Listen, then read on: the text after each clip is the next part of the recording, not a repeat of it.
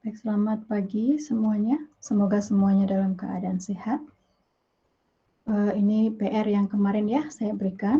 Saya mau konfirmasi dulu beberapa hal karena ada yang tidak mengumpulkan. Jadi saya ingin tahu kenapa. Wisnu Murti ada?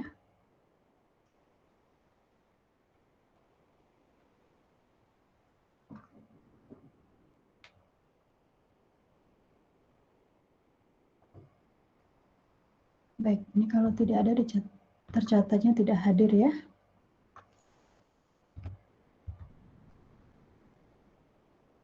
Giovanni Anggasta ada?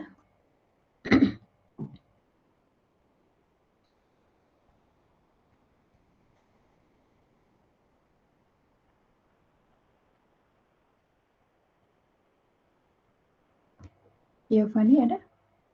Kalau di mic-nya sih ada ya.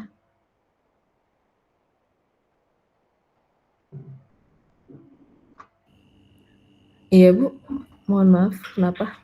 Kamu nggak ngerjain PR ya? Oh iya Bu, Kenapa? saya lupa ada PR ya Bu. Oh, karena kejauhan ya? Saya ngasih batasnya ya? Sepertinya begitu sih Bu, mohon maaf Bu.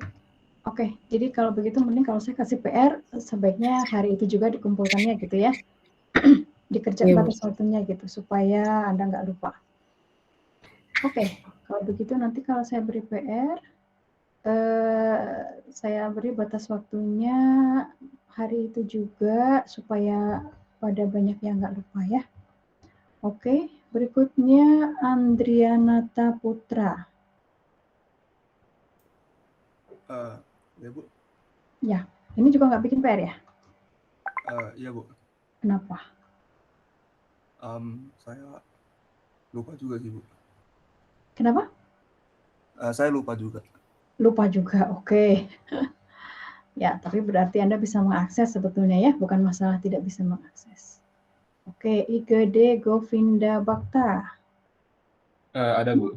Iya. Uh, Jadi, jadi kira apa nih alfabet pairing itu kan bisa saya ngeceknya di Ednex, tapi ini tadi dari email dapat ini ya, jadi lupa.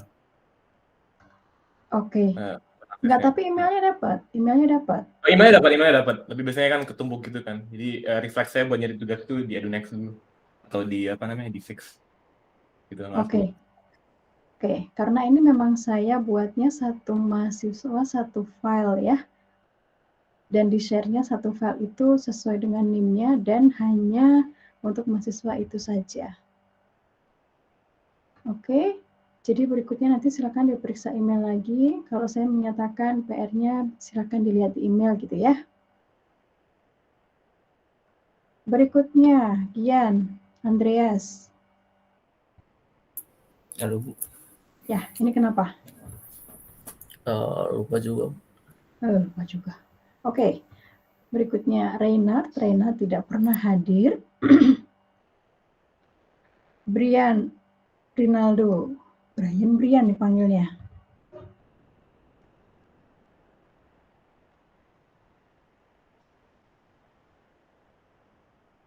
Brian, nggak ada ya?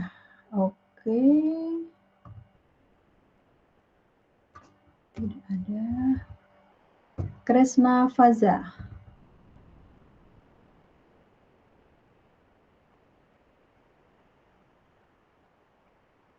Kresna Faza juga tidak ada. Syafira Alia.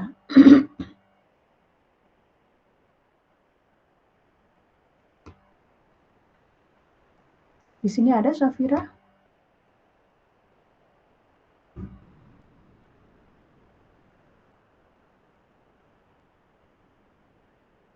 Audionya bermasalah, Syafira?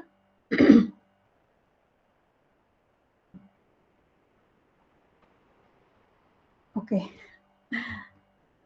Nah, apakah Anda kemudian sebetulnya beberapa ya, tentunya tidak semua mungkin ya, masuk ke Gmeet-nya, terus pergi, entah tidur lagi, entah keluar, ada keperluan lain atau bagaimana? Ya, jadi kadang-kadang saya itu berpikir apa sebaiknya saya itu merekam kuliah atau tidak, gitu ya. Jadi kalau yang tidak ikut kuliah ya sudah saja gitu ya. Oke, Syafira tidak ada. Rafli Zamzami.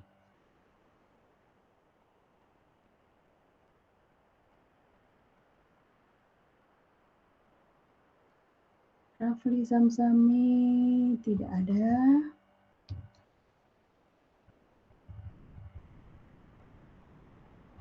Raffi Zulfian.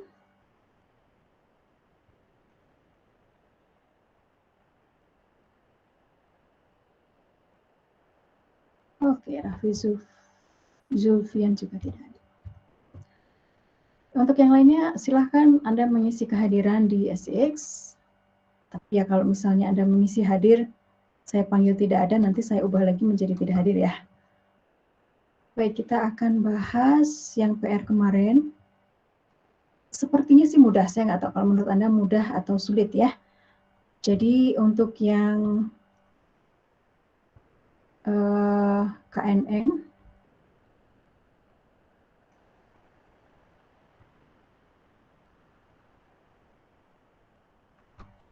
kita tinggal menghitung saja. Di sini sudah, jadi setiap ketika Anda nanti menemukan persoalan dan ingin diselesaikan dengan k-nearest neighbor atau k-means gitu ya, yang harus dipastikan adalah penghitungan jarak.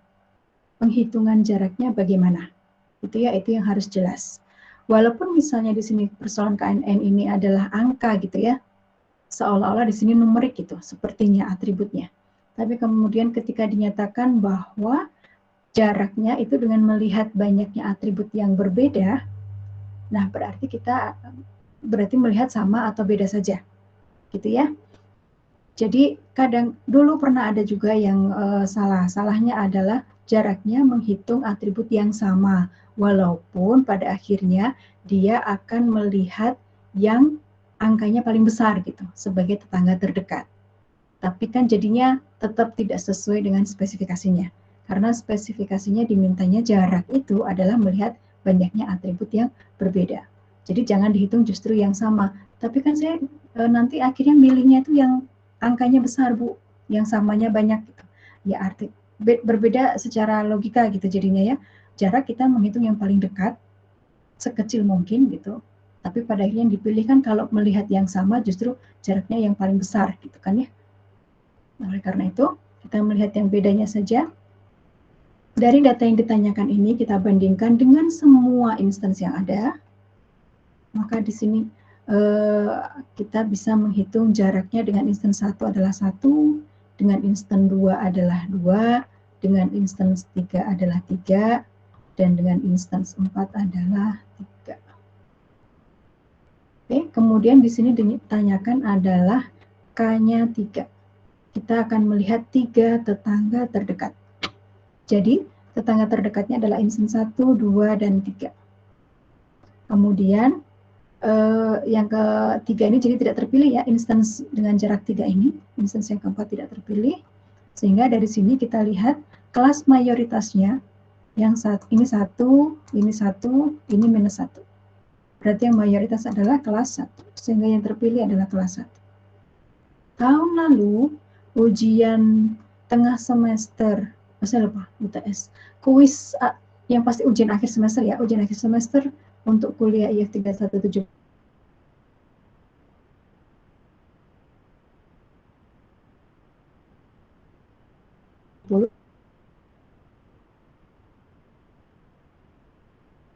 Itu masing-masing dedicated untuk setiap mahasiswa. Nah, tapi mungkin nanti untuk ujian akhir semester yang tahun ini, Anda pakai Google Form lagi mungkin ya. Oke, untuk yang KNN ada pertanyaan?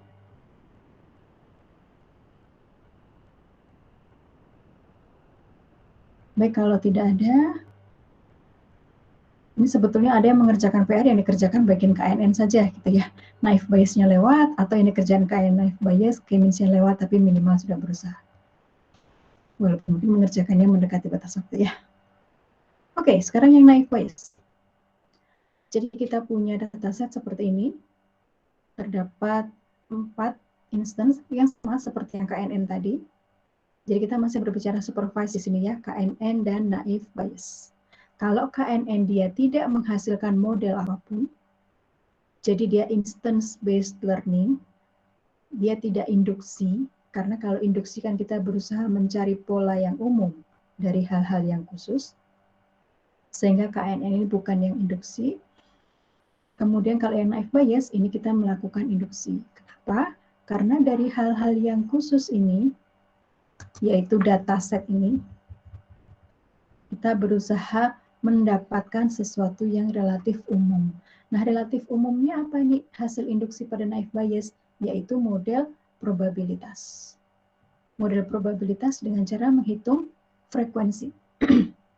Nah, nanti ini adalah salah satu contoh kasus di mana pada saat saya mengobservasi data, mengobservasi keadaan lingkungan itu ya, jadi si agentnya melakukan observasi, itu ada beberapa atribut yang kebetulan tidak terjadi. Jadi tidak kita amati gitu ya, sehingga tidak tercatat dalam datasetnya untuk kelas tertentu. Sehingga kita akan punya nilai probabilitas yang 0. Kenapa? Karena nggak ada frekuensinya. Kebetulan dari 4 data yang teramati atau terobservasi itu kebetulan nilai untuk atribut tertentu itu tidak ada. Jadi kemungkinan nilainya kan 21 atau negatif 1. Nah, kebetulan untuk data yang teramati itu dia tidak terjadi sehingga frekuensi kemunculannya 0 gitu. Ketika frekuensi kemunculannya 0, maka per banyaknya data yang ada untuk kelas tersebut, ya nilainya pasti 0. Oke? Sehingga kita bisa kemudian melihat untuk kelas 1, sebentar saya biar kelihatan model dan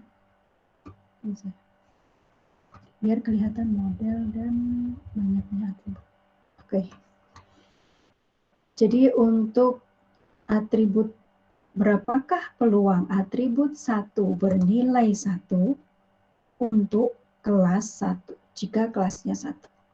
Maka kita lihat kelasnya 1, ini atribut 1 nilainya 1, ini juga kelas 1, ini juga 1, gitu ya. Ini kelas 1, ini juga 1. Nah, dari 3 data yang kelasnya 1, ini pasti pernya per 3 gitu ya di sini. Ada 3 data juga yang atribut satunya nilainya 1. Jadi 3 per 3. Sehingga kalau begitu, 3-3-nya nilainya 1. Berarti untuk yang nilainya negatif 1, nggak ada satupun. Sehingga probabilitasnya 0 per 1. Di sini kebetulan ada 1 ya. Ada 1 data yang kelasnya negatif 1. Jadi 0 per 1. Hal yang sama untuk atribut 2 jika kelasnya 1. Ini masih berbicara untuk kelasnya 1. Ya. Atribut 2-nya, kita lihat, ini ada 1, kemudian ada 1 lagi. Ada 2. Ada 2 data dari 3 data yang kelasnya 1. Sehingga yang minus 1 untuk atribut 2 itu hanya ada 1 dari 3 data yang kelasnya 1. Untuk atribut 3, kita lihat di sini kelihatan ya, nilainya negatif 1 semua. Berarti tidak ada nih atribut 3 yang nilainya 1 jika kelasnya 1. Sehingga 0 per 3. Untuk yang negatif 1, di sini kelasnya negatif 1. Kelasnya itu adalah 1. Ada 3 data. Yang atribut 3-nya bernilai negatif 1 juga ada 3. Jadi 3 per 3. Untuk atribut 4 juga demikian. Yang kelasnya 1, itu hanya ada 1 dari 3 data. Untuk yang nilai atribut 4-nya bernilai negatif 1, untuk kelas 1 ada 2 dari 3. Peluang kelas 1 berarti ya 3 dari keseluruhan 4 data yang ada. 3 per 4. Nah, hal yang sama Anda lakukan juga untuk yang kelasnya negatif 1.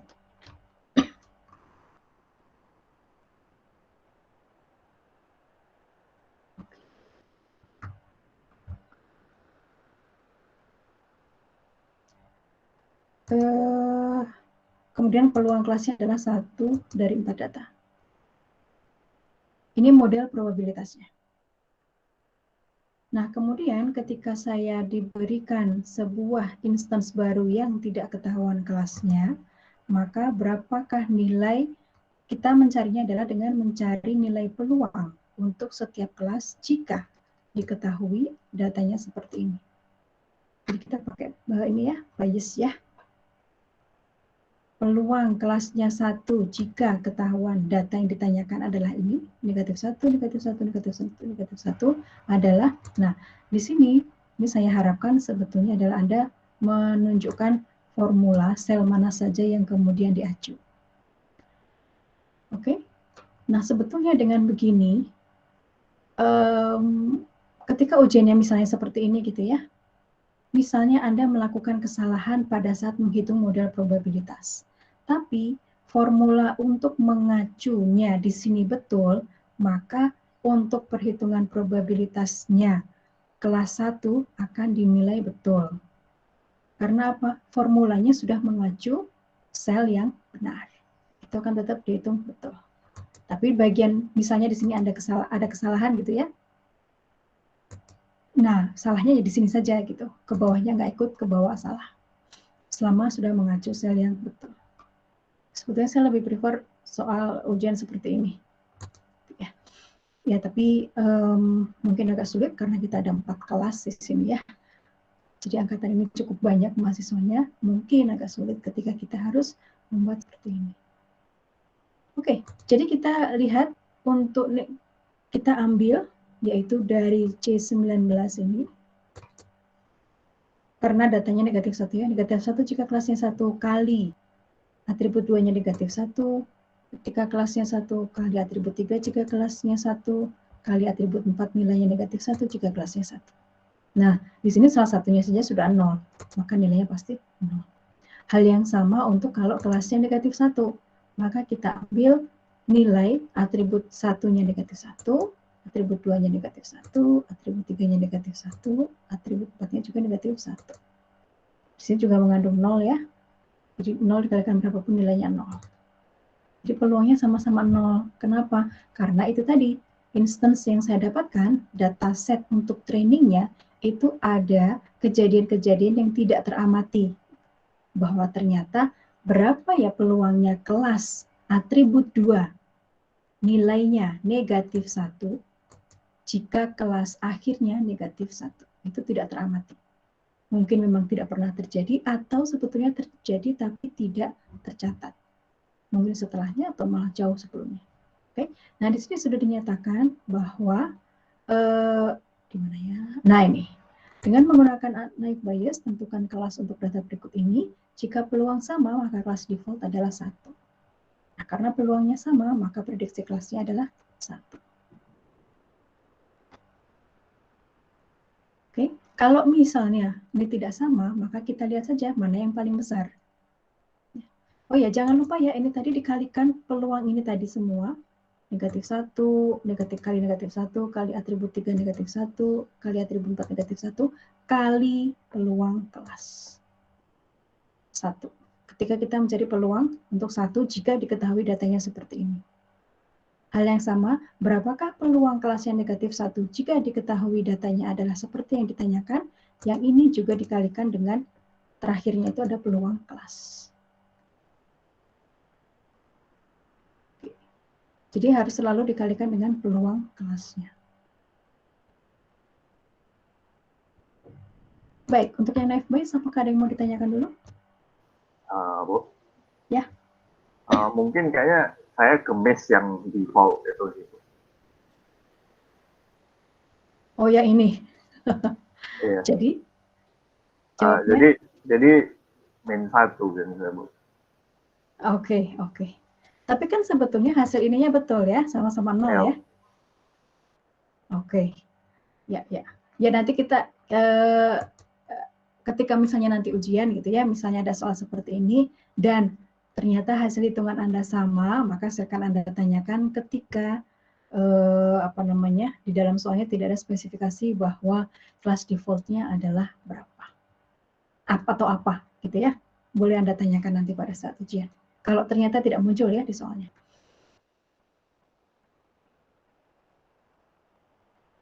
Oke. Ada lagi yang mau bertanya?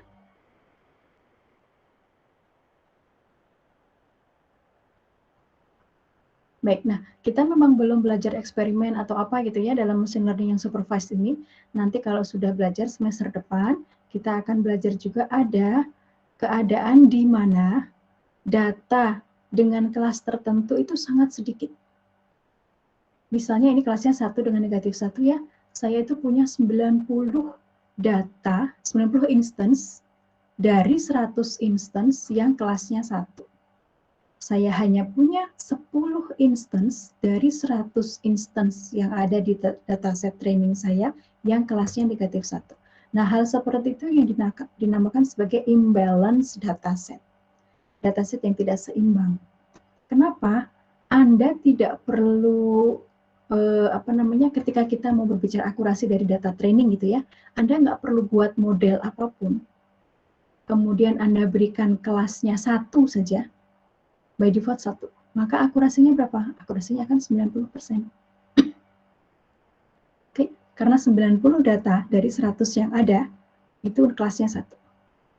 Artinya, kalaupun kita mau membentuk model dari data seperti itu, yang imbalance, data itu tidak akan sensitif terhadap kelas minoritas. Karena yang negatif 1 cuma ada 10 instance yang teramati dari 100 instance yang ada. Itu, nah biasanya kita harus melakukan sesuatu supaya apa? Supaya dataset kita akhirnya balance gitu, antara yang kelas 1 dengan kelas negatif 1. Kalau misalnya kelasnya ada banyak, lebih dari 2 gitu ya, ada kelas A, kelas B, kelas C, maka kita buat sedemikian supaya ketiga kelas itu balance. Karena kalau imbalance, ada satu yang minoritas gitu ya, maka dia itu seolah-olah diabaikan gitu pada saat pembentukan model. Nah itu kan tentunya kita tidak ingin, kita pengennya model kita sensitif juga terhadap data minoritas. Tapi itu nanti ketika kita belajar di machine learning. Ya. Oke, nah berikutnya adalah K-means. Untuk yang K-means kita lihat dulu. Nah ini mungkin ada beberapa yang tidak ada di slide gitu ya. Anda mungkin bisa cari juga dari buku sumber yang selain Tom Mitchell, itu yang ada data mining ya, yang sudah saya tunjukkan di kuliah minggu lalu. Oke. Jadi berikut ini adalah pernyataan yang benar terkait algoritma K-means kecuali. Algoritma K-means termasuk dalam teknik clustering berbasis densitas. Oke, mungkin Anda belum tahu ini karena di slide nggak ada, tapi kalau Anda baca buku itu, Anda bisa melihat bahwa K-means itu berbasis partisi.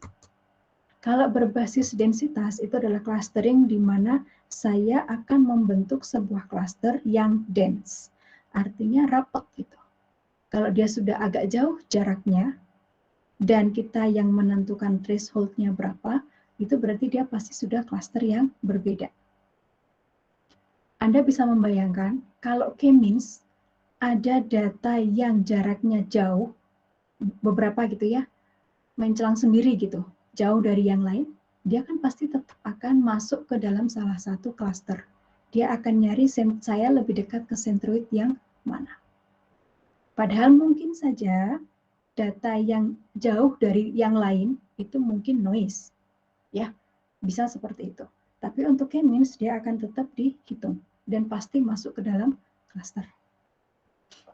Oke, ya kalau misalnya mau dibuat sebagai sesuatu yang ternyata dia ini adalah outlier gitu ya. Ini adalah outlier nih, harusnya nggak masuk cluster manapun ya, kita perlu menambahkan teknik-teknik khusus atau pendekatan khusus dalam K-means-nya. Tapi by K-means default, dia akan tetap masuk ke dalam sebuah cluster. Oke, jadi dia tidak berbasis densitas. Dia berbasis partisi ya, dan hasil pengelompokannya dipengaruhi oleh inisialisasi centroid. Ini juga termasuk kelemahan dari K-means. Kalau kebetulan random centroid awal pada saat inisialisasi itu pas kebetulan bagus gitu ya, dia terletak di daerah-daerah yang memang akan terbentuk cluster-cluster di situ, maka hasilnya akan relatif bagus. Tapi kalau misalnya dia itu di awal saya itu merandomnya kemudian dapat inisialisasi sentroidnya di tempat yang berdekatan. Jadi misalnya saya mau bikin 3 klaster, tapi saya inisialisasi secara randomnya 3 data yang diambil dari dataset itu adalah 3 data yang saling berdekatan, yang sebetulnya pada akhirnya nanti dia akan jadi satu klaster gitu. Nah itu bisa mempengaruhi hasil clustering nantinya. Oke, walaupun nanti pada iterasi, mungkin iterasinya jadi perlu sangat banyak, atau ya clusteringnya nanti kurang bagus kalau kita hitung dengan yang elbow method itu ya, yang sum square, WCSS. Within cluster sum square. Errornya itu mungkin tidak terlalu bagus jadinya. Oke, jadi dia memang dipengaruhi oleh inisialisasi centroid.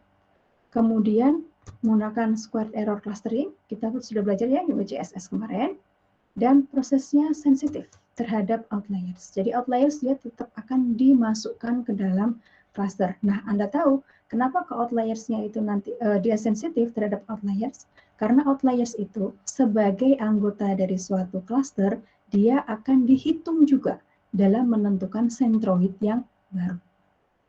Jadi sebetulnya dia outliers, tapi karena dia itu ikut dihitung untuk menentukan centroid yang baru, jadi kan centroid saya seolah-olah bergeser kan, bergeser supaya agak mendekati yang outliers juga mendekati data yang lain dalam cluster yang sama.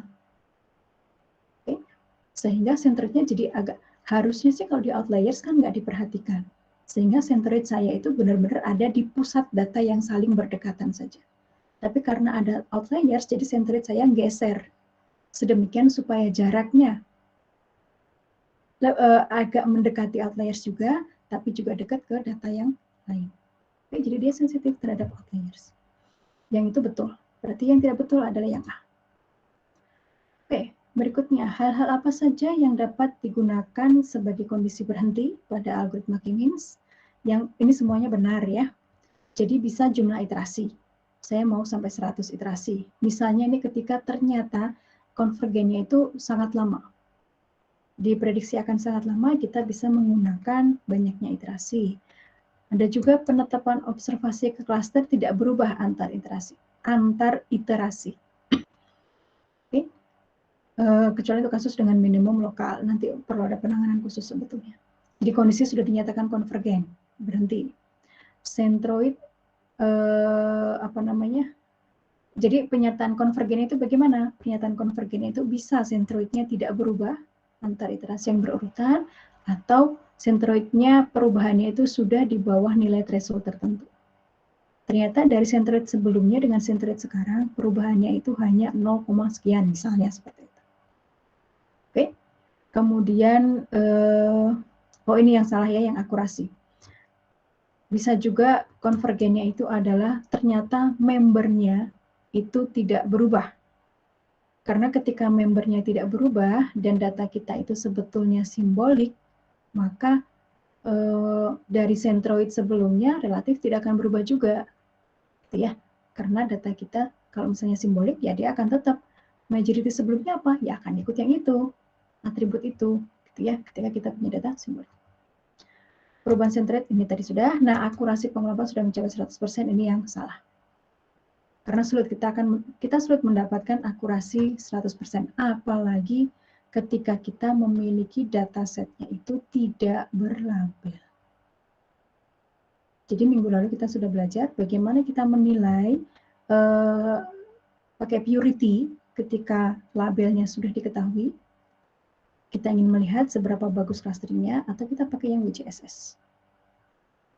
Oke, nah untuk mencapai 100% ini akan sulit.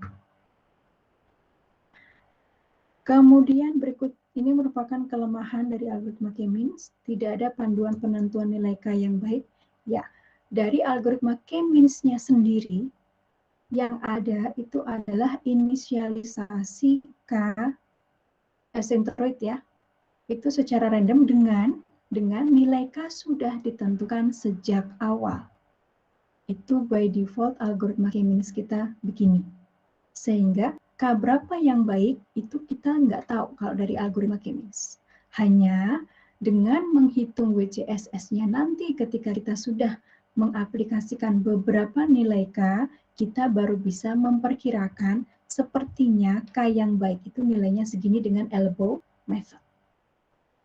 Oke, tapi dari algoritma K-means-nya sendiri, kita tidak diberikan panduan penentuan nilai K yang baik.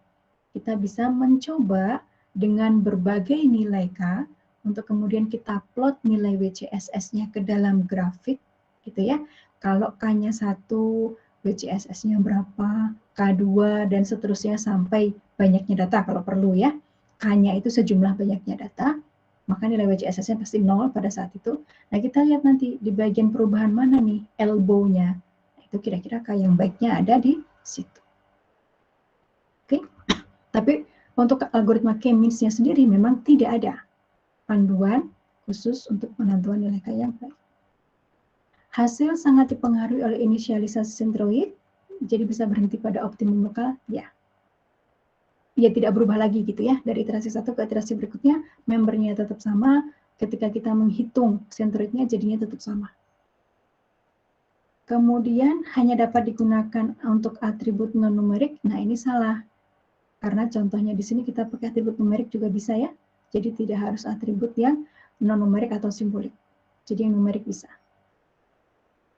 Untuk KNN tadi, kita juga bisa menggunakan atributnya, itu adalah atribut numerik. Kalau di sini, contoh PR ini, dia memang atributnya numerik, tapi dia dianggapnya sebagai simbolik. Karena apa? Jarak kita hitung hanya yang bedanya saja. Nilainya hanya 1 dengan negatif 1.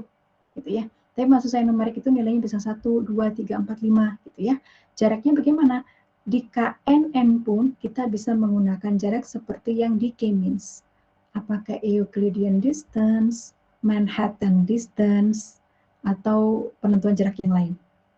Gitu ya. Tapi yang pasti jaraknya itu harus dispesifikkan supaya kita tahu bagaimana menghitung kedekatan suatu data dengan instansi yang lain. Oke, jadi kembali ke sini. Ini salah, dia bisa juga untuk atribut yang numerik. Algoritmanya tidak scalable, iya. Semakin besar datanya, maka kompleksitasnya pun akan semakin besar. Dan proses yang sensitif terhadap outliers. Ini mirip seperti yang sebelumnya ya. Benar. Oke, nah sekarang kita lihat di sini diberikan dataset sebagai berikut. Ini ya, datasetnya dilihat dari yang iterasi 1 ini. Ada 4 atribut dan masing-masing sudah ada nilainya. Kemudian kita diminta melakukan clustering menjadi 2 cluster. Jadi K-nya sudah ditentukan 2. K-means dengan 2 cluster. Dengan inisialisasinya sebagai centroid, itu adalah data A dan E. Oke. Data yang A dan E ini akan menjadi centroid bagian inisialisasi. Kemudian centroid baru adalah rata-rata dari nilai anggota klasternya. K-means ya. Nah, kalau datanya simbolik, kemarin kita sudah belajar di slide kuliahnya, kalau datanya simbolik kita biasanya menggunakan K-modes. Jadi modus, berapa banyaknya nilai mayoritas untuk atribut tertentu. Kalau di sini kita pakai nilai rata-rata. Kemudian penghitungan jaraknya dengan Euclidean distance, dengan formulanya seperti ini. Jadi untuk setiap atribut, saya akan menghitung jaraknya dengan centroid untuk cluster tertentu. Dengan centroid saja ya, dengan centroid tertentu, lalu dikuadratkan, jumlahkan untuk semua atribut, baru kemudian kita cari nilai akarnya. Oke, X dan Y adalah instance, Y adalah atribut. Iterasi dihentikan ketika nilai centroid tidak berubah dari iterasi sebelumnya. Jadi jaraknya sudah ketahuan akan menggunakan apa, kondisi berhentinya pun juga sudah dieksplisitkan. Seperti apa. Nah, kemudian diminta melengkapi, jadi inisialisasi kita akan menggunakan centroid yang sudah ditentukan di awal, yaitu data A dan data E. Data A adalah seperti ini, nilai atributnya 1, 2, 3, 4. Untuk data E, nilai atributnya 5, 4, 3, 2. Nah, dari sini, Kemudian kita hitung jaraknya untuk setiap instance. Oke. Nah, di sini di Google Spreadsheet-nya sudah ada fasilitas untuk menghitung yang ini di dalam tanda akar ini. Kita akan menghitung penjumlahan X minus Y kuadrat. Oke, untuk kemudian X-nya itu data yang mana saja, mulai dari F sampai I. Oke, untuk yang 18, hitung jaraknya dengan Y-nya, itu adalah sentroid 1. Jadi F sampai I untuk baris 13. Oke, nah untuk spreadsheet sebetulnya relatif mudah. Kalau menurut saya ya, mudah itu dalam arti Anda itu bisa langsung copy gitu. Langsung copy formulanya untuk mengisi sel yang lain. Tidak perlu dihitung, tidak perlu membuat formula satu persatu. Oke, ini untuk yang jarak ke sentroid 1, untuk data A, data B, tinggal kita ganti saja X-nya ya, nilai X-nya ini. Tinggal kita ganti, kemudian yang E, C, D, dan E. Jarak dengan sentroid 1 adalah jarak dengan yang ini. Y-nya. Untuk yang kedua juga demikian. Jaraknya dengan yang ini. Oke, maka kita dapatkan nilai seperti ini. Nah, artinya kalau kita sudah punya jarak setiap instance dengan setiap sentroid yang ada, kebetulan di sini K-nya hanya 2, jadi kita akan hanya menghitung 2 jarak untuk setiap instance, kita lihat dia minimalnya kemana. Maka dia akan masuk ke klaster yang jaraknya minimal. Maka dia akan masuk ke klaster 1, untuk instance 2 ke klaster 2, 3 ke 2, 3 ke 1, 4 ke 1, dan 5 ke 2. Oke. Nah, kemudian dari sini kita tahu dalam algoritma K-means, inisialisasi adalah penentuan sentroid. Ya, secara random tadi sudah ditentukan randomnya adalah A dan E. Jadi kita ambil data A dan data E. Kemudian inisialisasi itu dimulai, iterasi itu dimulai dengan menghitung jarak setiap instance ke sentroid yang ada.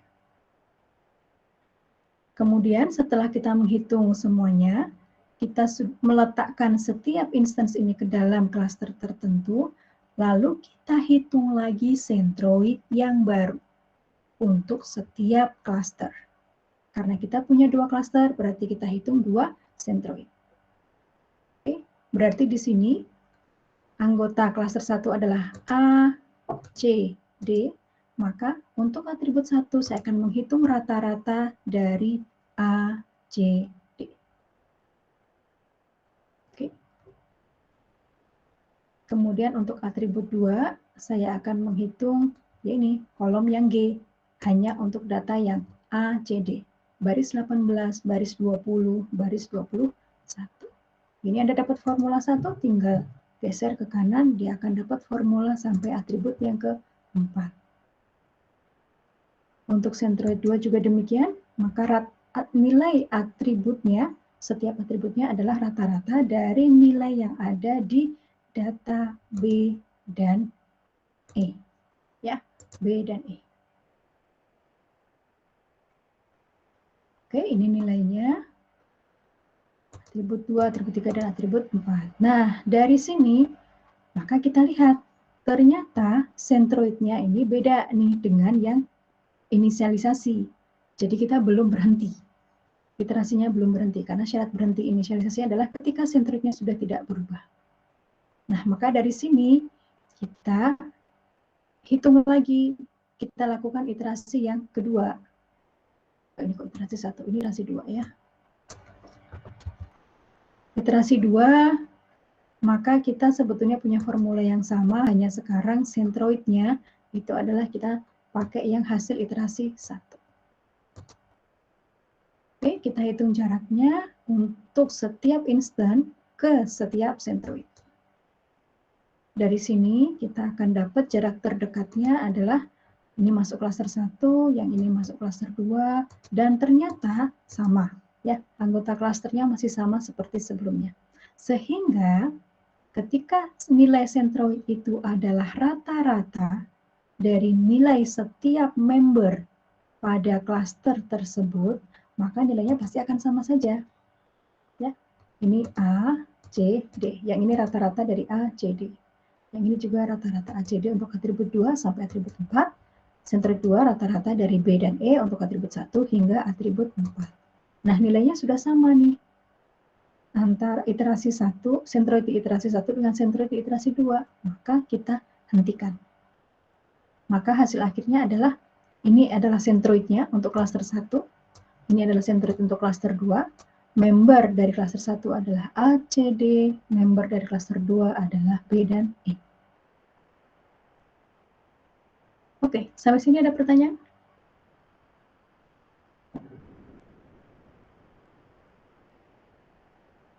Baik, kalau tidak ada, kita lanjutkan. Materi hari ini adalah reinforcement learning.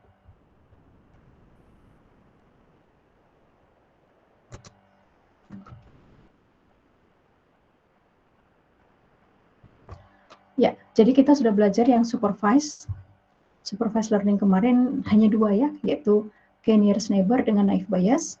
Untuk yang unsupervised learning kita belajarnya hanya k-means.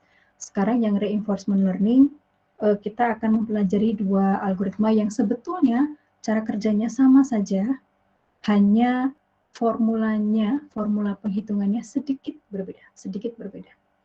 Nah, tapi sebetulnya algoritma untuk reinforcement learning sendiri, kalau Anda baca di buku Russell, itu sangat banyak, bisa ratusan, ya. Dan ini juga banyak dipakai juga untuk memanfaatkan reinforcement learning. Jadi reinforcement learning itu kan sesuatu yang sebetulnya kita nggak punya datasetnya. Jadi hasil pengamatan pada saat ini itu digunakan untuk dipelajari kira-kira bagaimana gitu rewardnya ya. Tapi reinforcement learning juga bisa memanfaatkan deep learning. Deep learning dasarnya adalah artificial neural network. Artificial neural network itu adalah supervised learning. Nah, nanti lebih detailnya untuk pemanfaatan deep learning-nya itu Anda bisa ambil di kuliah pilihan pembelajaran mesin lanjut ya di semester 7. Untuk artificial neural network-nya sendiri nanti diberikan di semester depan. Oke. Di sini artinya kita akan belum sampai ke sana gitu ya. Reinforcement learning-nya baru yang dasar saja, sangat dasar, dan itu pun tidak semua. Hanya 2 pendekatan saja yang akan kita jelaskan lebih detail sebetulnya. Oke. Jadi ada di buku Russell Norvig. Anda juga bisa nanti lihat dari sumber-sumber lain yang ada. Ada juga kuliah, saya lupa ya dari mana, MIT atau dari mana, yang menyediakan video juga penjelasan mengenai reinforcement learning yang cukup panjang, mendetil gitu, dan relatif bagus dia menjelaskannya. Ada 1 jam atau 2 jam gitu videonya ya. Memang itu adalah video kuliah, jadi Anda bisa lihat juga dari sana kalau mau memahami lebih lanjut. Oke, jadi reinforcement learning ini adalah bagaimana dia menjadi paham gitu ya dari lingkungan yang awalnya tidak diketahui. Jadi sebetulnya desainernya pun juga nggak tahu gitu. Sebetulnya bagusnya gimana kalau ada step begini, aksi apa yang sebaiknya dilakukan supaya dia nanti bisa sampai ke goal yang diinginkan. Oke. Nah, tapi yang mungkin bisa dilakukan oleh desainernya untuk agent ini adalah harus diberi informasi bahwa persep apa yang bisa ditangkap oleh si agent dalam lingkungan itu. Karena penting ya, PAS itu ya, persepnya apa, actionnya, environment-nya, sensornya. Jadi persep itu penting. Artinya desainer menentukan persepnya apa, dan kalau dia berada pada suatu state tertentu atau melakukan aksi tertentu, kira-kira dia dapat reward-nya itu seperti apa. Contohnya kalau game catur gitu ya, ya kalau dia menang reward-nya misalnya 1, kalau dia kalah reward-nya 0, kalau dia draw setengah misalnya begitu. Ya, jadi ada reward yang perlu diberikan. Karena apa? Rewards ini nanti yang membuat si agent-nya jadi belajar. Aksi apa ya yang sebaiknya dilakukan kalau saya berada pada state tertentu. Nah, tapi kemudian ketika kita misalnya bermain catur,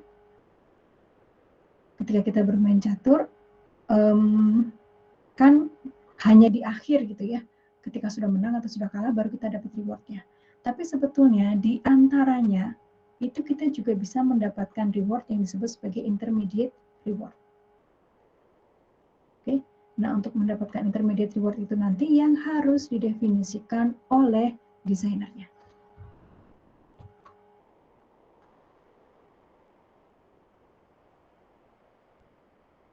Ya.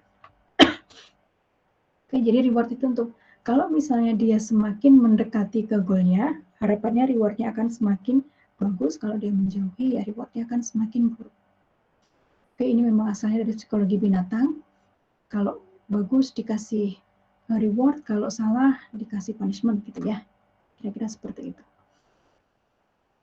Jadi reinforcement learning ini sedikit berbeda dari machine learning, paradigma machine learning yang lainnya, dari supervised dan unsupervised, karena kita tidak punya dataset. Kalau yang supervised dengan unsupervised, kita tuh punya dataset. Kalau yang supervised ada labelnya, yang unsupervised kita nggak punya labelnya. Walaupun untuk clustering, bisa juga kita melakukan clustering untuk data yang berlabel juga. Oke. Nah, kalau di sini kita nggak punya dataset itu. Artinya apa? Ya si agent kemudian disuruh nyoba aja. Oleh karena itu, biasanya reinforcement learning ini agak mahal di awal, karena di awal si agent itu hanya bisa mencoba-coba saja. Nah, kalau step ini saya coba deh aksi itu. Tentunya dengan daftar aksi yang ada, itu sudah diberikan ya. Dia kan tidak mungkin tiba-tiba mengusulkan aksi baru sendiri, nggak bisa. Daftar aksinya seperti di yang dilakukan di awal itu harus sudah ada. Nah, dia akan mencoba-coba dulu di awal. Untuk kemudian dari dia mencoba aksi dapat reward. Rewardnya yang mana? Kecil, besar. Hingga pada akhirnya setelah sekian kali mencoba atau melakukan eksplorasi, dia juga bisa melakukan eksploitasi. Kayaknya kalau melakukan aksi itu rewardnya besar deh. Dia coba terus dengan eksploitasi untuk aksi-aksi tertentu pada state tertentu. Nah, dia akhirnya akan dapat policy bahwa, oh kalau begitu, ketika saya berada di state ini, saya sebaiknya melakukan aksi apa? Supaya apa? Rewardnya besar. Kenapa kalau rewardnya besar? Berarti saya sudah mendekati goal yang diinginkan. Ya. Nah, feedbacknya itu bisa delay, tidak langsung gitu ya, karena seperti contohnya permainan catur itu kan kita ketika bermain tidak langsung menang, langsung kalah dalam sekali jalan kan. Kita akan melakukan beberapa steps dulu untuk sampai ke state akhir gitu, yang menentukan kita kalah, menang atau draw. Jadi ada yang delay di situ feedbacknya. Oleh karena itu ada yang namanya intermediate reward. Waktunya juga penting karena kita memperhitungkan sequence of action dalam reinforcement learning itu. Lagi-lagi contohnya permainan catur, kita akan melihat sequence-nya kan. Tadi dengan state ini saya melakukan aksi apa, saya sampai di state berikutnya. Di state berikutnya saya melakukan aksi, nanti sampai ke state yang ketiga. State yang ketiga saya melakukan aksi, state yang keempat. Begitu seterusnya. Jadi ada sequence of state yang memang harus dipertimbangkan.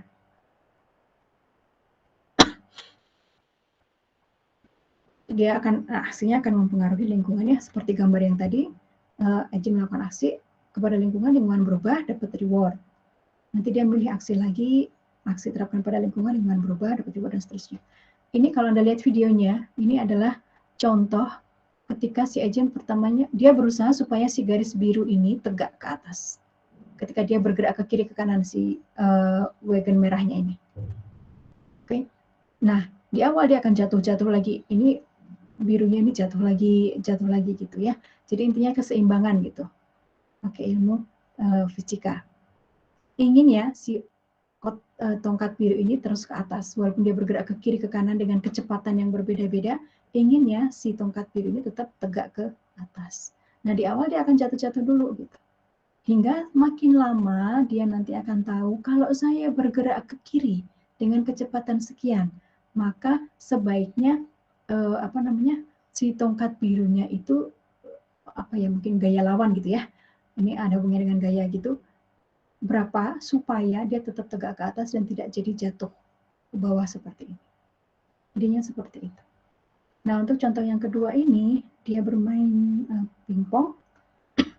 Ini juga tujuannya apa? Dia harus bisa mengembalikan bola dan sampai ke lapangan lawan.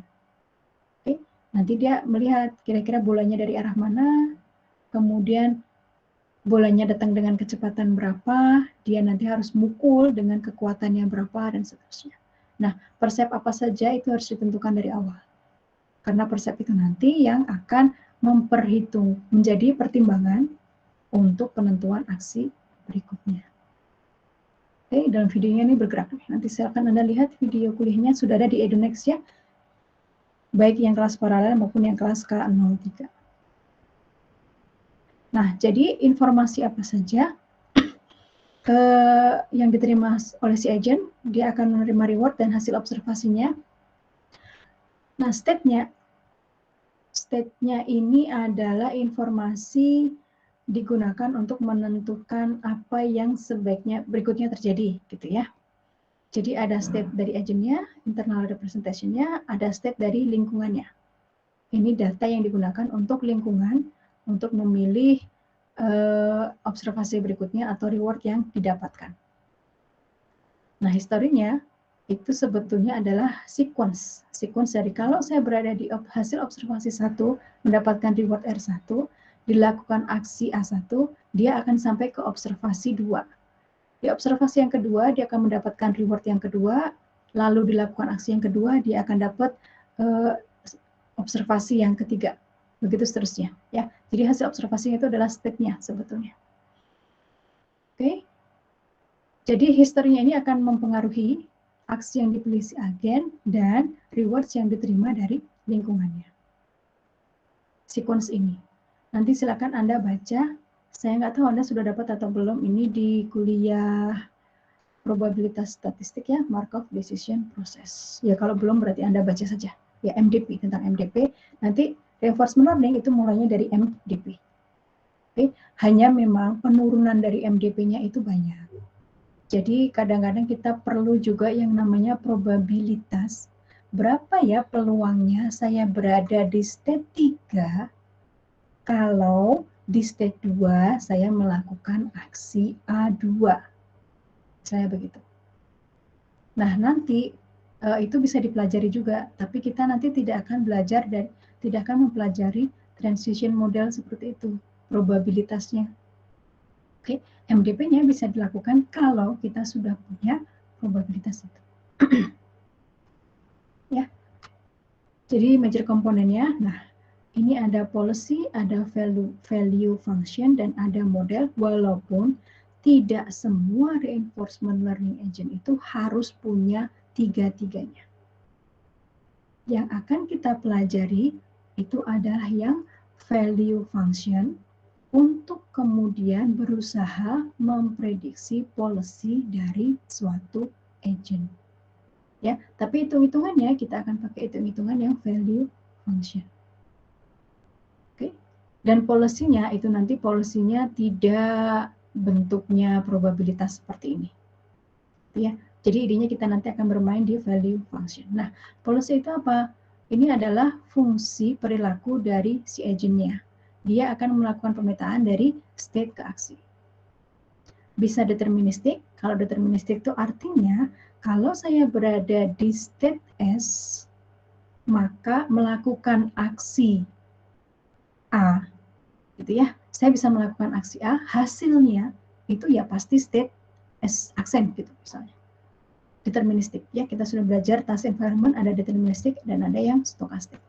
Nah, kalau stokastik itu di sini ada peluang, ya policy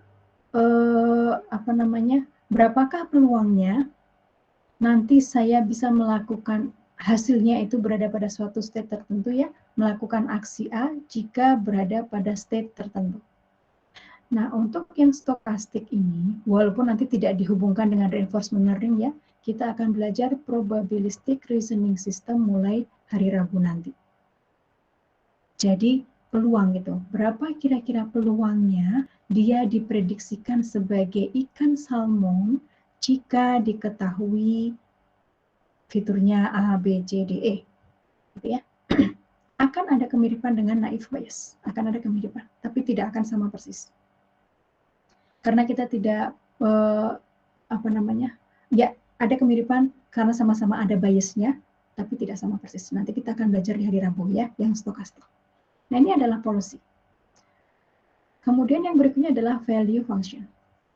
Jadi untuk menilai seberapa baguskah state ini atau seberapa bagusnya sebuah action. Oke, nanti ini akan kita pakai terutama dalam menentukan kualitasnya, quality learning. Ya, berapakah kualitasnya? Kualitasnya ketika saya berada di state tertentu, kemudian melakukan aksi tertentu. Efeknya kenapa? Efeknya bagaimana? Supaya nanti saya tahu kalau saya berada di sebuah state S1, maka aksi yang paling bagus saya lakukan adalah melakukan aksi misalnya ke kanan, atau ke kiri, atau ke bawah, atau ke atas. Oke, nah di sini dia akan memperhitungkan nilai ekspektasinya, berapakah nilai ekspektasi suatu policy gitu ya, ketika saya mendapatkan reward semacam ini, ada RT plus 1 tambah ini discounted factor ya. Gamma ini adalah discounted factor karena rewardnya nggak langsung mengarah ke menang atau kalah gitu, atau reward akhir, tapi reward di antaranya, makanya ada discounted factor ini. Seterusnya, jika saya berada di sebuah state tertentu S kecil pada time T. Nah, ini relatif yang akan kita gunakan, lebih spesifiknya adalah nanti key learning. Nah, yang terakhir itu adalah model. Nah, jadi lagi-lagi ini tidak harus tiga-tiganya dimiliki oleh agent ya. Agentnya sebetulnya boleh kita mau mendesain yang mana, yang policy, atau yang value, atau yang model. Nah, kalau ada modelnya, berarti ada representasi lingkungan oleh si agentnya. Kita berusaha membuat model, sehingga dia bisa memprediksi apa yang terjadi berikutnya pada lingkungan. Sehingga dia akan punya nilai P memprediksi state berikutnya. Saya akan berada di state S aksen jika di state S saya melakukan aksi A. Kemudian ada juga R-nya, yaitu yang memprediksi reward.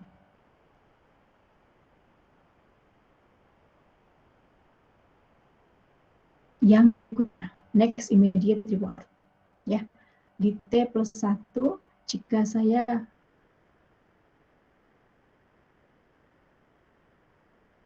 model itu artinya misalnya kita mau membuat helikopter yang bisa autopilot gitu ya, maka dengan keadaan angin seperti ini, maka dia bisa memprediksi seharusnya saya itu mengatur ketinggian, mungkin kecepatan maju, atau mungkin ada hal lain dalam helikopter yang perlu dipertimbangkan gitu ya. Itu dia punya model itu. Model lingkungannya ada kalau ada angin begini, kekuatannya begini, saya bisa helikopternya itu akan berpindah jarak sekian. Dia punya model lingkungan dan itu nanti akan dipertimbangkan dalam menentukan aksi berikutnya apa. Kalau misalnya saya mau naik, saya mau maju, atau helikopter bisa mundur nggak bisa ya, muter gitu dan seterusnya, atau turun dan seterusnya. Oke, nah kita tidak akan mempelajari model ini, kita akan fokus ke yang value. Kira-kira seperti ini. Misalnya saya punya persoalannya maze, kemudian state-nya itu adalah lokasi agent, aksi yang bisa dilakukan adalah bergerak utara, ke timur, selatan, dan barat. Oke. Nah, untuk yang policy, itu kira-kira seperti ini bentuknya. Ketika saya berada di state yang, paling kiri ya, start ini ya, dekat start, maka aksi yang sebaiknya dilakukan itu adalah bergerak ke kanan, east, gitu ya. Ketika saya berada di state yang ini, kolom kedua tapi baris yang berapa nih, 1, 2, 3, 4, maka sebaiknya saya bergerak ke atas. Oke, dan seterusnya. Ini adalah policy yang dihasilkan. Kalau value function itu hasil pembelajarannya itu adalah ada nilai-nilai tertentu yang merepresentasikan seberapa bagus state tersebut. Artinya di sini bisa Anda lihat yang baris bawah ini yang ada angkanya minus 23, minus 22, minus 21, dan seterusnya. Ini kan nilainya minusnya besar gitu ya. Ini berarti sebetulnya kalau saya berada di state ini tuh jelek gitu. Kenapa? Ya karena nilai value-nya di state itu negatifnya besar. Tapi kalau saya berusaha, si agent-nya berusaha nanti bergerak ke sebuah kotak yang contohnya misalnya di sini nilainya negatif 10, nah ini berarti state-nya lebih bagus nih. Sehingga agent-nya nanti berusaha untuk sampai pada state yang nilainya lebih bagus. Kita akan melakukan perhitungan-perhitungan turunan dari value function dalam rangka menemukan policy ini. Ya, jadi kita akan melakukan penurunan perhitungannya itu dari value function untuk berusaha mendapatkan policy seperti ini. Sehingga dari suatu state bagusnya saya itu bergerak kemana? Ke bawah, ke kiri, ke kanan, atau ke atas. Oke. Nah, untuk yang model, dia juga akan merepresentasikan hal seperti ini. Jadi hasilnya itu adalah suatu model di mana supaya agentnya dari start bisa sampai ke goal. Nah, ini merepresentasikan transition modelnya. Jadi dari S, saya harus melakukan aksi apa supaya sampai ke S aksen. Oke, ini adalah gambarnya untuk P, transition model. Nah, ini negatif 1 itu adalah immediate reward-nya. Jadi kalau saya bergerak ke sini dapat negatif 1, bergerak ke sini dapat negatif 1. Kenapa kok negatif? Ya karena bisa saja, ya sebetulnya Anda boleh bebas ya menentukan nilainya itu ya. Negatif 1 itu karena memang belum sampai ke goal gitu. Dan tidak negatif yang lebih besar. Supaya apa? Inginnya si agent itu, dia itu nggak muter-muter dulu gitu untuk sampai ke goal. Jadi semakin banyak steps yang dia lakukan, itu akan semakin besar nilai negatifnya. Karena pengennya si agentnya secepat mungkin sampai ke goal. Jadi setiap step itu nilainya, rewardnya, kamu setiap step dapat negatif 1, dapat negatif 1, negatif 1. Gitu. Oke, ini yang model. Dan memang kita tidak akan masuk lebih detail ke sini. Jadi kira-kira taksonominya bisa seperti ini.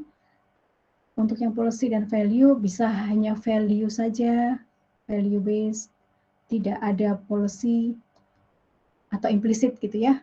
Atau yang policy based justru kita punya policy tapi tidak ada nilai function value-nya, atau dua-duanya ada jadi aktor kritik.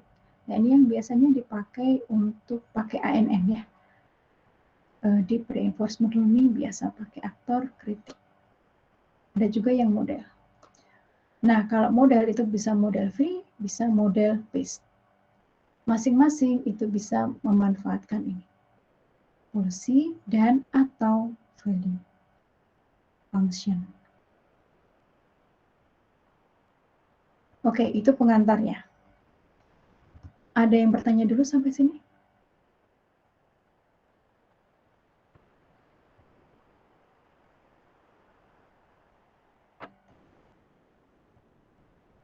Baik, kalau tidak ada, kita masuk ke perhitungan ya. Contoh perhitungan dari reinforcement learning.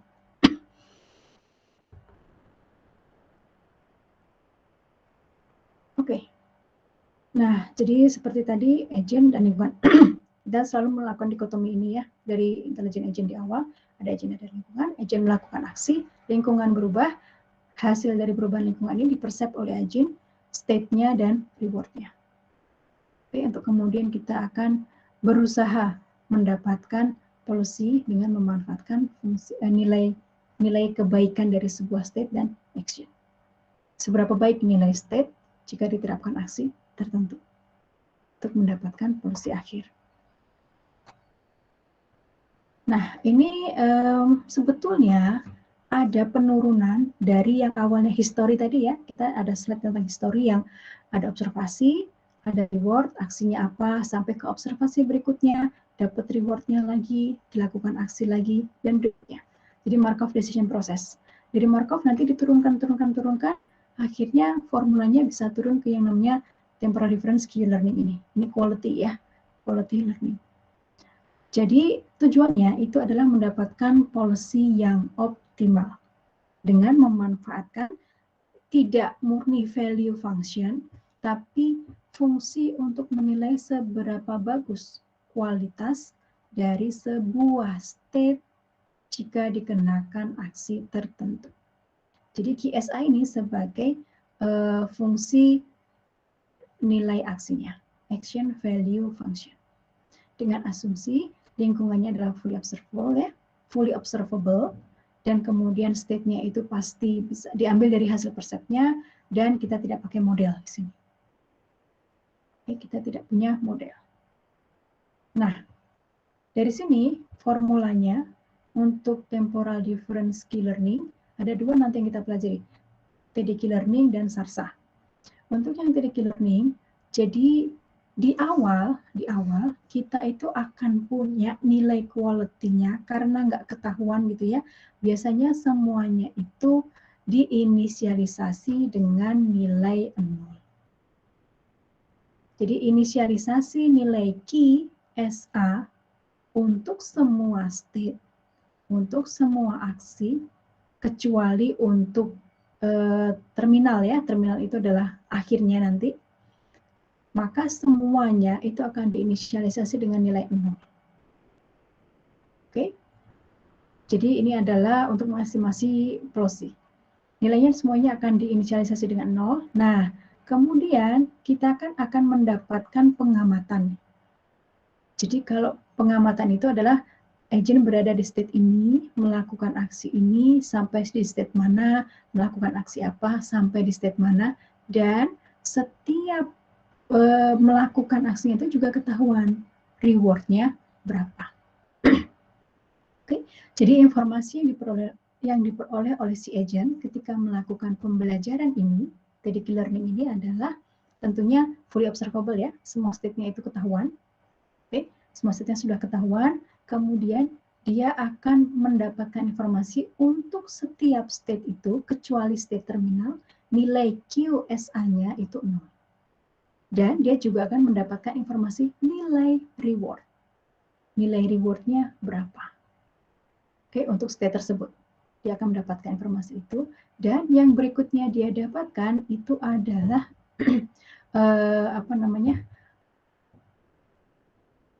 sequence dari observasinya. Ya. Jadi sequence observasinya itu seperti reflex agent. Kalau saya berada di state ini, melakukan aksi ini, dapat state itu. Nanti state itu saya melakukan aksi apa, saya akan berada di state itu. Nah, itu yang kemudian dia dapatkan, yang didapatkan oleh si agent. Jadi seolah-olah ini sudah melakukan itu, maka dari hasil melakukan coba-coba tadi berusaha dipelajari supaya nanti dia bisa mengestimasi policy. Oke. Nah, formulanya itu adalah saya akan melakukan updating nilai kualitas dari setiap state jika diberikan aksi A. Updatingnya itu adalah dengan nilai yang lama ditambahkan dengan learning rate. Nah, learning rate ini alpha ini dengan yang gamma discounted factor itu adalah suatu konstanta yang diberikan di awal. Oke, konstanta yang diberikan di awal dan nilainya antara 0 sampai 1. Kalau learning rate-nya ini nilainya terlalu kecil, terlalu besar dulu ya. Kalau terlalu besar, maka dia seolah-olah belajarnya itu loncat-loncat gitu. Mungkin ada proses pembelajaran di antaranya yang nilainya itu terlewat itu, sehingga dia untuk konvergennya itu jadi mungkin kelewat kalau terlalu besar. Kalau terlalu kecil, dia akan menjamin konvergen, tapi mungkin lama ya. Oleh karena itu memang ini adalah istilahnya adalah hyperparameter. Hyperparameter itu berarti parameter-parameter yang tidak dipelajari dalam proses learning, tapi kita coba bagaimana ya kalau nilai alfanya, learning rate-nya 0,5, bagaimana ya kalau nilai learning rate-nya 0,3, ini adalah hyperparameter yang dicoba oleh desainer untuk diubah-ubah, nanti hasilnya bagaimana. Yang discount factor juga demikian. Discounted factor ini juga nilainya antara 0 1, menunjukkan bahwa reward-nya ini adalah reward intermediate gitu. Bukan langsung reward di akhir, bahwa nanti kalau main catur ini menang, ini kalah gitu enggak. Tapi yang intermediate. Step-step sebelum sampai ke goalnya, makanya reward-nya di discount. Oke, formulanya adalah nilai yang awal ditambahkan dengan learning rate. Nah, learning rate kalikan semua. Ya, kalikan dengan semua yang ada di tanda kurung siku ini. Yang ada dalam tanda kurung siku ini adalah reward untuk state tersebut ditambah dengan discount factor dikalikan dengan nilai key pada state berikutnya jika dilakukan aksi A tertentu di mana Bu state S aksen A itu kan nanti aksinya bisa beberapa. Contohnya yang tadi ya, ada north, south, east, west. A-nya ini pilih yang mana yang harus dikalikan dengan discount factor. Nah, untuk temporal difference key learning, kita akan memilih nilai quality dari state S aksen. S aksennya itu apa? S aksennya itu adalah S jika saya melakukan aksi A. Misalnya ya, saya berada di state 1,1 melakukan aksi ke kanan. Berarti saya akan sampai di state S aksennya adalah 21. Misalnya seperti itu. Gitu ya. Maka di 21 ini, di state S aksen 21 ini, maka saya bisa melakukan aksinya ada beberapa. Saya akan memilih nilai key yang paling maksimal di antara beberapa nilai key yang ada, karena untuk state S aksen ini, aksinya juga mungkin ada beberapa. Kalau misalnya bisa ada 4 aksi, berarti kan saya punya 4 nilai key S aksen A kan? Maka dari 4 nilai key S aksen A tadi, saya akan pilih yang paling maksimal yang mana. Itu yang dikalikan dengan si discount factor. Oke, nah hasil penjumlahan itu dikurangi dengan nilai key yang awal. Nilai key yang sebelumnya maksudnya, bukan yang awal inisialisasi ya, nilai yang sebelumnya. Jadi nilai key SA di sini sama dengan nilai key SA yang di sana. Hanya yang ini tidak dikalikan dengan learning rate. Yang ini dikurangi setelah dikalikan dengan learning rate. Oke. Nah, kemudian S berikutnya itu diisi dengan nilai S aksen. Terus kita hitung lagi nilai key untuk X aksen. Nah, untuk menentukan nilai S diisi dengan S aksen, itu kita harus mengikuti apa yang ada di dalam hasil observasi. Jadi nanti kita akan dapat nih, data observasi yang diperoleh. Jadi agen tadi dia sudah melakukan aksi ini, gitu ya. Untuk ketahuan state-nya pertama ini, berikutnya state-nya apa, berikutnya state-nya apa, berikutnya state-nya apa. Itu yang sudah diberikan ke si agent. Maka ketika melakukan updating, kita akan melihat tadi di langkah yang pertama dari state 1.1 si agent itu bergerak ke state 1.2. Berarti setelah saya updating key untuk nilai state 1.1 bergerak ke atas gitu misalnya ya, maka yang berikutnya saya update itu adalah nilai key untuk state 1.2. Karena dari hasil pengamatan sebelumnya oleh si agent sendiri gitu ya, dia dari 1.1 bergerak ke 1.2. Nanti kita akan coba lihat contohnya ya. Nah, ini yang temporal difference key learning. Nanti pada akhirnya setelah misalnya nih, si agent tadi sudah melakukan 6 iterasi gitu. Maksudnya 6 hasil observasi gitu ya. Observasi 1, observasi 2 sampai 6 gitu. Di akhir observasi 6, maka kita akan punya nilai key terakhir. Dari hasil observasi itu, kita akan punya nilai key untuk setiap state. Nah, kemudian kita pilih nilai key yang paling maksimal untuk setiap state. Kalau misalnya di setiap state tadi nilai key-nya, jadi kan gini misalnya, di state 1.1 misalnya dia punya aksinya itu bergerak ke atas, bawah, kiri, atau kanan. Ada 4 aksi yang mungkin. Maka ketika selesai melakukan pembelajaran, si agentnya akan memilih nilai key yang mana yang paling besar di antara 4 aksi yang mungkin tadi. ke bawah, ke atas, ke kiri, atau ke kanan. Kalau misalnya yang paling bagus itu nilai Q-nya adalah kalau S-nya itu bergerak ke atas, A-nya itu ke atas, maka policy untuk state itu, state 11 adalah bergerak ke atas. Kalau misalnya di akhir proses pembelajaran ternyata nilai Q untuk state 11 itu untuk ke atas dan ke kanan nilainya sama-sama paling besar nih, sama-sama maksimum, maka polisinya berarti ada 2. Artinya si agent itu nanti ketika berada di state S11 dia boleh milih mau bergerak ke atas atau bergerak ke kanan. Karena apa? Nilai Q untuk aksi ke atas dan ke kanan itu nilainya sama. Oke. Jadi nanti akhir proses pembelajarannya adalah kita sudah dapat nilai Q ini untuk setiap state dan setiap aksi yang sudah dilakukan oleh si agent. Hasil observasi aksi yang sudah dilakukan oleh si agent, lalu kita pilih nilai terbesar untuk setiap state. Dan itulah nanti yang saya coba kembali di slide yang sebelumnya tadi ya. Yang kemudian kita dapat polisinya. Di state tertentu sebaiknya dia melakukan aksi apa. Nah, jadi nanti istilahnya episode ya, yang tadi saya menyatakan iterasi itu sebetulnya episode. Episode 1 si agent itu sudah bergerak kemana sampai akhirnya ke terminal. Kemudian nanti episode yang kedua agent melakukan apa, aksi state apa, aksi apa, state apa, aksi apa, state apa, aksi apa sampai ke yang terakhir. Nanti episode ketiga begitu juga. Ya, nanti pembelajarannya selesai ketika semua episodenya sudah kita telusuri. Oke. Nah, bedanya ini dengan SARSA, ini temporal difference skill learning.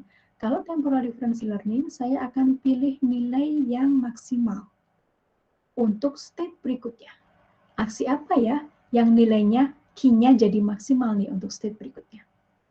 Itu kalau yang temporal difference skill learning. Nah, untuk yang SARSA, ini sebentar ya, nanti saya sampai ke situ. Untuk yang SARSA, perbedaannya di sini. Saya tidak akan memilih yang paling maksimal, tapi saya akan melihat hasil observasi di episode itu, setelah bergerak S ke kanan misalnya ya, S aksennya itu berikutnya bergerak kemana berdasarkan episode yang diamati. Maka saya akan melihat nilai Q yang itu. Oke, bedanya itu. Kalau yang TDQ learning dia akan mencari nilai yang maksimal, S aksen itu yang paling maksimal kalau A-nya kemana sih?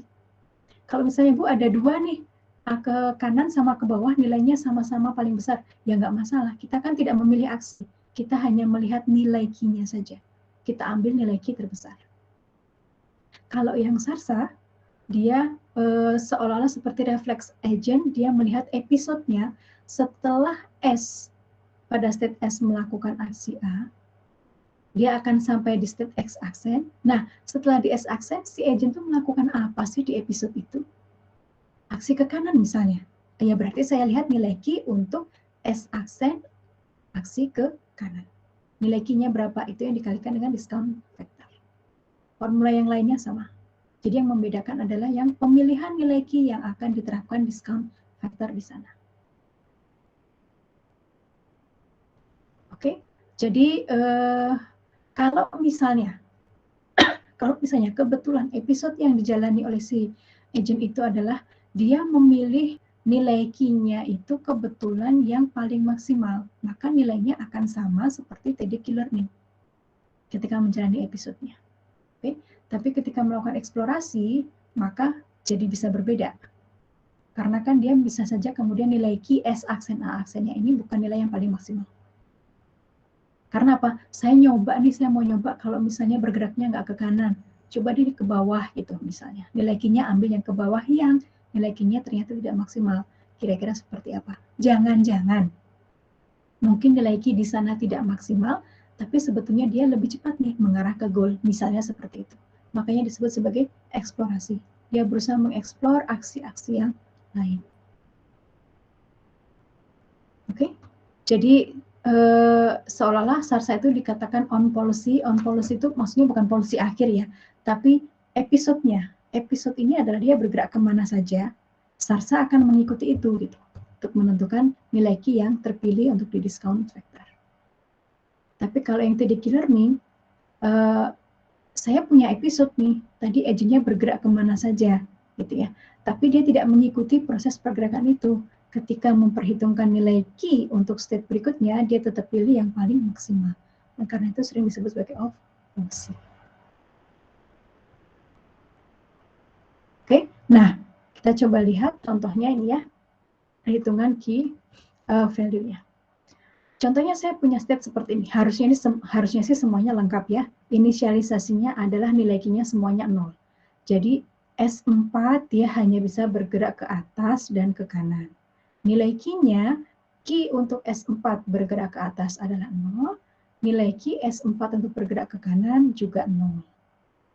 Itu inisialisasi. Semuanya begitu. S1 bisa bergerak ke kanan, bisa bergerak ke bawah. Itu juga nilainya pasti 0. Dan seterusnya. Nah, oke. Jadi di sini misalnya ini sudah di tengah-tengah iterasi, sudah di tengah-tengah proses pembelajaran gitu ya. Nilai Q-nya sudah diupdate. Kemudian kita mau melihat nilai ini, updating nilai Q untuk state S1 bergerak ke kanan. Nilainya ini 80. Nilainya 80. Kemudian kita sudah diberikan learning rate-nya adalah 0,5 dan discount factor-nya adalah 0,8. Maka ini harusnya tanda sama dengan ya yang kotak ini ya. QSA yang baru, hasil updating-nya, yaitu S-nya S1, A-nya ini adalah bergerak ke kanan, itu adalah nilai yang lama, yaitu 80, ditambah learning rate-nya 0,5, dikalikan dengan reward-nya. Nah, reward-nya ini sudah diberikan 10. Reward-nya 10 ya. Nilainya 10 ditambah dengan discount factor 0,8 kali. Nah, kalau temporal difference Q learning, dia akan mencari yang maksimal untuk S2. Karena S1 bergerak ke kanan, itu akan sampai di S2 kan? Sehingga S-aksennya di sini adalah S2. Ketika di S2, saya akan melihat nilai Q yang maksimalnya.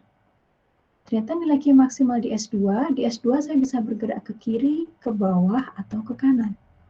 Nilai yang maksimal di antara ketiga aksi yang mungkin itu adalah ke kanan, yaitu 100. Maka nilai itu yang dimasukkan 0,8 kali 100. Oke. Jadi 10 tambah 80 dikurangi 80. Ini 80 nilai yang semula ya, QSA semula. Kalikan, dapat 5 kan? 10 di sini, kalikan 0,5 dapatnya 5, sehingga nilai updatingnya adalah 85. Oke. Nah, nanti berikutnya hal yang sama untuk QS2 ke kanan, QS2 ke bawah, QS2 ke kiri gitu ya. Kalau pada saat episode yang diterima si agent itu ada yang teramati. Nah, kalau misalnya hasil di akhir iterasinya kondisinya seperti ini, maka aproksimasi policy untuk state S2 itu adalah bergerak ke kanan. Policy untuk state S2 adalah bergerak ke kanan. Kenapa? Karena nilai Q terbesar untuk S2 itu didapatkan ketika melakukan aksi ke kanan. Sehingga policy yang didapatkan oleh si agent, oh kalau saya berada di S2, maka aksi yang harus saya lakukan adalah bergerak ke kanan. Gitu ya. Kalau misalnya ternyata ini ke kanan 100, ke bawah juga 100 gitu. Berarti di state S2 si agent boleh milih. Dia boleh milih aksi ke kanan, boleh milih aksi ke bawah. Jadi polisinya itu seolah-olah ada dua. Boleh ke kanan, boleh ke bawah. Kalau misalnya di akhir proses pembelajarannya nilai Q-nya ini ada yang sama-sama maksimum. Maka kita seolah-olah punya dua porsi. Oke, nah kalau SARSA, ada contohnya nggak SARSA? Oh, SARSA-nya nggak ada contohnya. Kalau SARSA itu bagian max-nya ini itu bukan kita ambil yang paling besar. Tapi diambil yang mana? Diambilnya adalah sesuai episode yang pada saat itu diamati. Misalnya nih, episodenya yang sedang diamati pada saat itu adalah dari S1 bergerak ke kanan sampai di S2. Dari S2 bergerak ke kanan. Jangan. Dari S2 bergerak ke bawah sehingga sampai di S5. Maka nilai yang dikalikan dengan discount factor ini adalah QS2 ke bawah. Dia akan mengikuti sesuai dengan episode yang pada saat itu diamati. Istilahnya jadi on policy. Walaupun itu bukan policy akhir ya, lagi-lagi ya, sesuai dengan episode yang diamati. Jadi nilai Q-nya dia nanti kalau SARSA dia akan ambil QS2 ke bawah. Kalau episode yang diamati pada saat itu dari S1 ke kanan dan dari S2 lakukan ke bawah. Oke, sehingga nanti yang diambil adalah bukan max tapi nilai 0,8 kali 90. Itu bedanya yang TDQ Learning dengan yang SARSA. Jadi ini sudah diberikan ya, reward-nya diberikan, discount factor-nya diberikan, learning rate-nya juga diberikan. Dan episodes yang sudah dijalani itu seperti apa, itu juga diberikan. Dari sana kita lakukan proses pembelajaran reinforcement learning-nya. Sampai sini ada pertanyaan?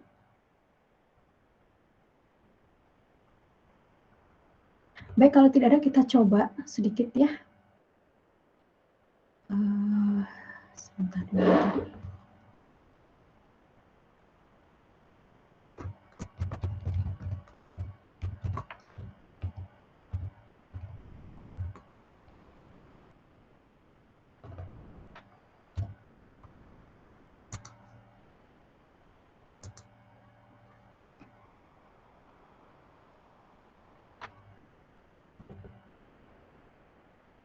Ya, oke, semoga kelihatan.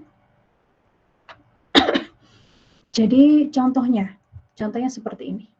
Sudah diberikan grid word dengan ini state-nya. Aduh, kelihatan nggak ya? Semoga kelihatan.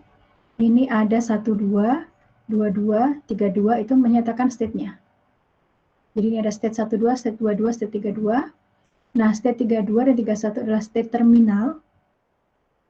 32 dan 31 adalah state terminal. Dan nilai key inisialisasinya, yang gambar yang kiri ini, yaitu semuanya diinisialisasi dengan 0 semua. Oke.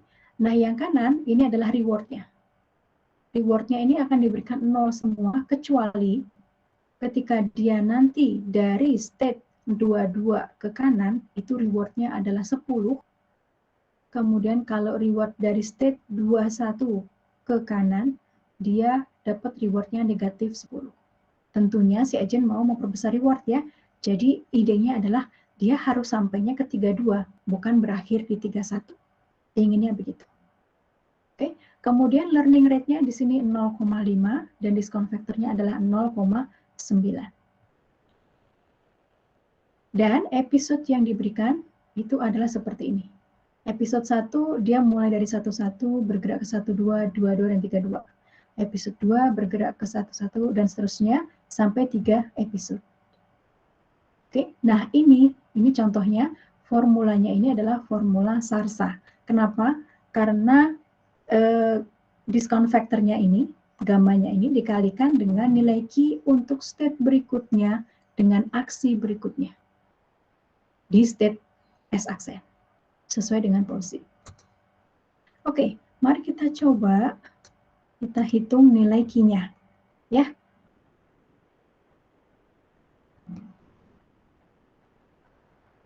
Dengan SARSA. Episode 1 dulu. Ini saya sudah mengetikkan.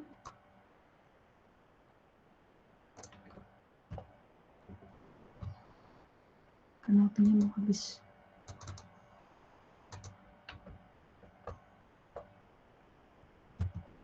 Oke. Jadi di episode 1 itu berarti kita ngikutin yang ini ya. Ngikutin yang ini. Maka kita sekarang updating dari key state 11 ke atas. Kenapa? Karena dari 11 kita bergerak ke 12. Sehingga yang kita update ada nilai key 11 ke atas. karena bergerak ke atas, ke 1, 2.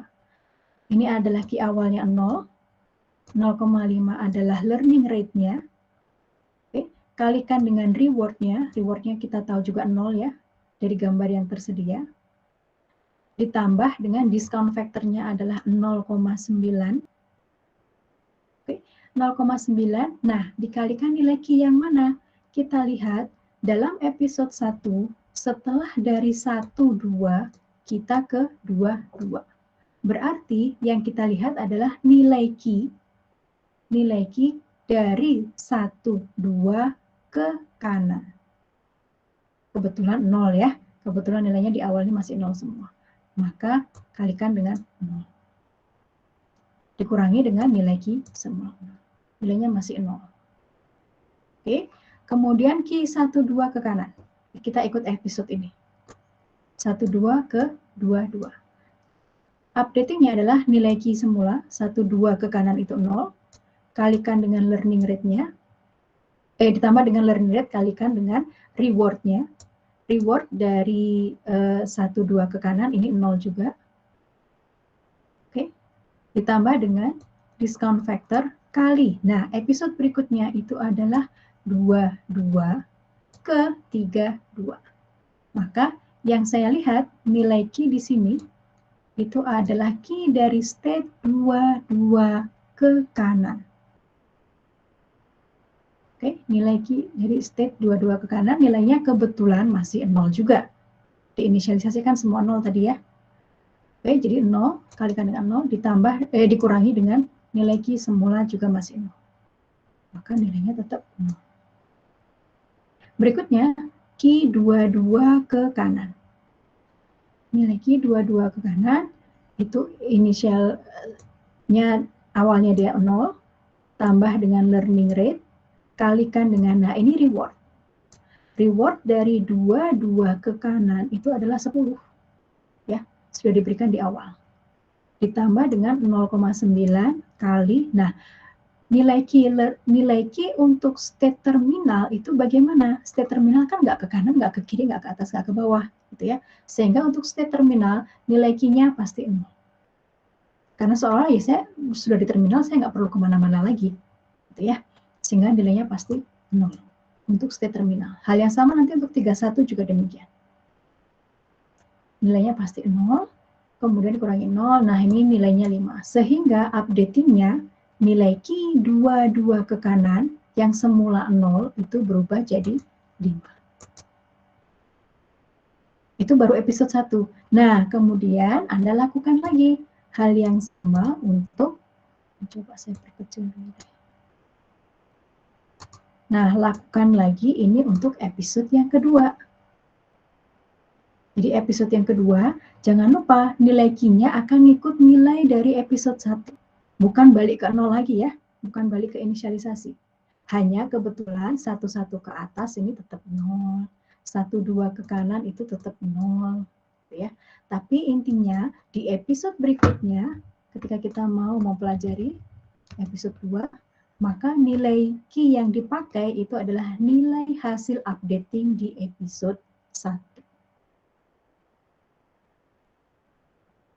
Nah, di episode 2 yang akan kita update adalah nilai dari 1, 1 ke kanan ya. 1, 1 ke kanan, karena apa? Episode 2 itu dari 1, 1 ke 2, 1. 2, 1 itu adalah di tengah bawah. Dari 21 ke kanan lagi 31. Sehingga yang kita update di episode 2 itu adalah key 11 ke kanan, key 21 ke kanan saja. Oke. Di episode 2 kita hanya punya 2 nilai itu yang diupdate. Nanti di episode 3 hasil updating di episode 2 itu nilai key kalau nanti ada yang ke bawah gitu ya. Kalau nanti ada yang ke bawah lagi itu yang akan kita gunakan. Contohnya gini. Misalnya nih, 1, 1 ke kanan kan, kita dapat nilai yang updating yang baru. Mungkin 0 juga sih. Tapi kemudian nilai 1, 1 ke kanan lagi, 21, kita ambil hasil updating di episode 2. Untuk di bagian awal ini. Ya, kita ambil yang hasil updating di episode 2. Jadi nanti ini 1, 1 ke kanan, 2, 1 ke atas, 2, 2 ke kanan untuk episode yang ketiga. Nah, setelah selesai episode yang ketiga, nanti baru kita lihat nilai updating key-nya setelah episode 3 seperti apa, lalu kita tentukan policy. Policy dari si agent. Oke, misalnya seperti ini.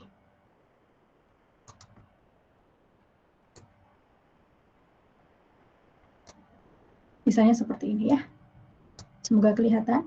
Jadi ternyata berdasarkan hasil updating 3 episode ini, pembelajaran dari 3 episode ini, maka untuk SARSA ketika berada di state S11, si agent boleh milih ke atas atau ke kanan. Karena nilainya sama-sama yang optimal. Ya, yaitu apa? Ya 0 sih sepertinya ya. Kemudian untuk di state 12, yang optimal berikutnya adalah yang ke kanan atau ke bawah. Untuk state 22, nilai key yang paling optimal itu adalah ke kanan. Untuk state 21, nilai yang paling besar, yang paling optimal itu adalah ke atas.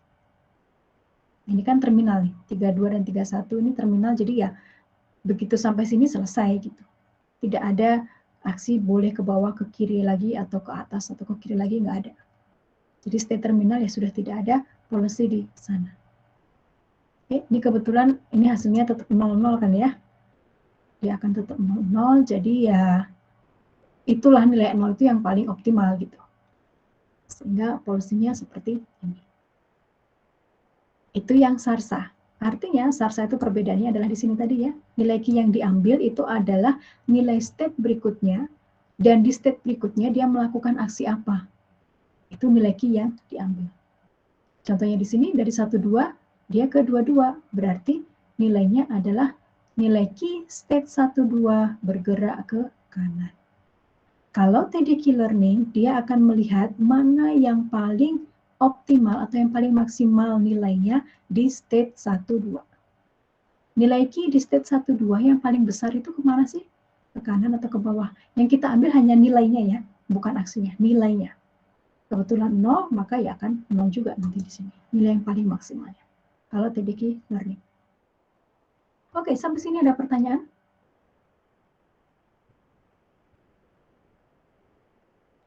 Baik, kalau tidak ada, kuliahnya saya akhiri.